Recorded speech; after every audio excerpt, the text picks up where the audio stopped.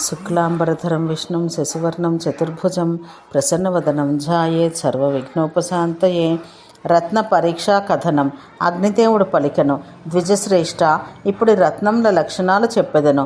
రాజు, వజ్ర, మరకత, పద్మరాగ, ముక్త, మహానీల, ఇంద్రనీల, వైఢూర్య, గంధసస్య, చంద్రకాంత, సూర్యకాంత, స్ఫటిక, పులక, కర్కేతస, పుష్పరాగ, జ్యోతిరస, రాజపట్ట, రాజమయ, శుభ, సౌగంధిక, గంజ, శంఖ, బ్రహ్మమయ, గోమేధ, రుధిరాక్ష, భల్లాతక, ధూళి, మరకత, తుష్యక, శీస, పీలు, ప్రవాళ, గిరివ్రజ, భుజంగమని, వజ్రమని, టిట్టిబ, భ్రామర, ఉత్పలములను రత్నములు ధరించాలి. మధ్యకాంతి కలవి, నిర్మలములు, మంచి ఆకారములు కలవి అగు రత్నములు మాత్రమే ధరించాలి. ప్రభావిహీనములు, మలినములు, ఖండితములు, బీటలు తీసినవి అగు వాటిని ధరించరాదు. అన్ని రత్నములందును హీరమును ధరించడం ఉత్తమం. నీటిలో తేలినది అభేద్యము, షట్కోణము, ఇంద్రధనుస్సు వలె నిర్మల ప్రభాయుక్తము, తేలికైనది, సూర్య సమాన తేజము లేదా చిలుకరెక్కల రంగు కలదయో వజ్రము శుభకరం. సువర్ణ చూర్ణ సమానమైన సూక్ష్మ బిందువులు గల మరకతమని శ్రేష్టం. స్ఫటికము అత్యంత ఉన్నచో శ్రేష్టం. అరుణమగు పద్మరాగం శ్రేష్టం. ముత్యపు చిప్పల్లో పుట్టును. వాటికంటే శంఖం నుండి పుట్టినవి నిర్మలములు, ఉత్కృష్టములు అని చెప్పబడినవి. ఋషిప్రవర, గజదంతముల నుండి, గజకుంభముల నుండి, సూకర, మత్స్య, వేణు, నాగముల నుండి, మేఘముల నుండి ఉత్పన్నములైనవి అత్యంత శ్రేష్టములు. ముత్యములలో వృత్తత్వం తెలుపు, స్వచ్ఛత్వము, మహత్వము అను గుణములుండును. ఉత్తమమైన ఇంద్రనీలమణిని పాలలో ఉంచగా అది చాలా ప్రకాశవంతంగా ఉండును. తమ కాంతిచే అంతను రంజింపచే రత్నముల అమూల్యములు. నీల రక్తకాంతి గల వైఢూర్యం శ్రేష్టం. ఇట్టి దాన్ని హారంలో కూర్చుకొనవచ్చును. వాస్తు లక్షణ కథనం. అగ్నిదేవుడు పలికెను, ఇప్పుడు వాస్తు లక్షణాలు చెప్పెదను. వాస్తుశాస్త్రం ప్రకారం బ్రాహ్మణ, క్షత్రియ, వైశ్య, శూద్రులకు వరుసగా శ్వేత, రక్త, పీత, కృష్ణవర్ణములు గల భూమి నివాసయోగ్యం. ఘృతగంధము గల భూమి విప్రులకు, రక్తగంధం కలది క్షత్రియులకు, అన్నగంధం కలది వైశ్యులకు, మధ్యగంధం కలది శూద్రులకు నివాసయోగ్యం. ఇట్లే బ్రాహ్మణాదులకు వరుసగా మధుర, కషాయ, ఆమ్లాది రసములు గల భూమి మంచిది. 4 వర్ణముల వారికి వరుసగా కుశ, సర్పట, కాస, దూర్వాయుక్తమగ భూమి మంచిది. ముందుగా బ్రాహ్మణ పూజ చేసి శల్యరహితమగ భూమిపై కుండము ఏర్పరచాలి. పిదప 60 పదములు గల వాస్తు మండపం నిర్మించి దాని మధ్య ఉన్న 4 పదములపై బ్రహ్మను స్థాపించాలి.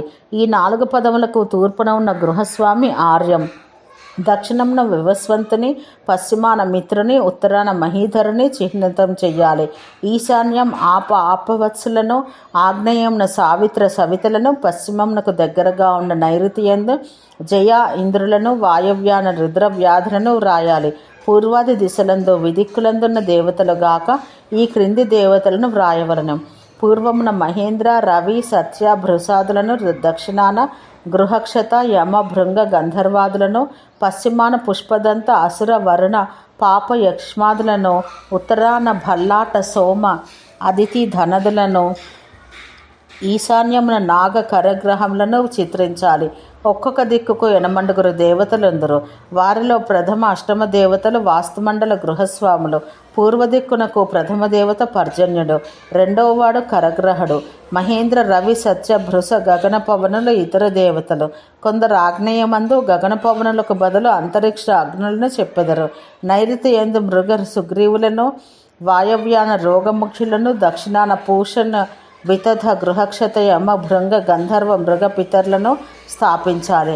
వాస్తుమండలం పశ్చిమాన దౌవారిక, సుగ్రీవ, పుష్పదంత, అసుర, వరుణ, పాప, యక్ష్మన్, శేషులు ఉందరు. ఉత్తరమున నాగరాజ, ముఖ్య, భల్లాట, సోమ, అదితి, కుబేర, నాగ, అగ్నులు ఉందరు. తూర్పున సూర్య, ఇంద్రులు శ్రేష్ఠులు. దక్షిణాన గృహక్షత, పుష్పమయులు ఉత్తమములు. పశ్చిమాన సుగ్రీవుడు ఉత్తముడు. ఉత్తర ద్వారంన పుష్పదంతుడు కళ్యాణప్రదుడు, భల్లాటకుడనే పుష్పదత్తుడు అందరూ. ఈ వాస్తుదేవతలందరినీ మంత్రాలతో పూజించి పునాదిరాయి వేయాలి. పిదప ఈ కింది మంత్రాలతో నందాది దేవులను పూజించాలి. వశిష్ఠనందిని అయిన ఓ నంద, నన్ను ధనపుత్ర పౌత్రాది మంత్రులను చేసి ఆనందింపజేయము. భార్గవపుత్రి అయిన జయ, నీ సంతానమైన మాకు విజయం నిమ్ము. అంగిరస తనయైన ఓ పూర్ణ, నీ కోరికలను పూర్ణం చేయము. కశ్యపాత్మజైన ఓ భద్ర, నాకు మంగళప్రదమగు బుద్ధి నిమ్ము. వశిష్ఠపుత్రి అయిన నంద, వివిధ బీజయుక్తము సకల రత్న సంపన్నము అగు ఈ మనోహర నందనవనమున విహరించము. ప్రజాపతి పుత్రి భద్ర, నీవు ఉత్తమమైన లక్షణములు శ్రీకృష్ణ వ్రతము కలదానవు. ఓ కశ్యప నందిని, నీవి భూరూపమగు చతుష్కోణమందు నివసించము. భార్గవతనయ దేవి, నీవు సకల ప్రపంచానికి ఐశ్వర్యమిచ్చుదానవు.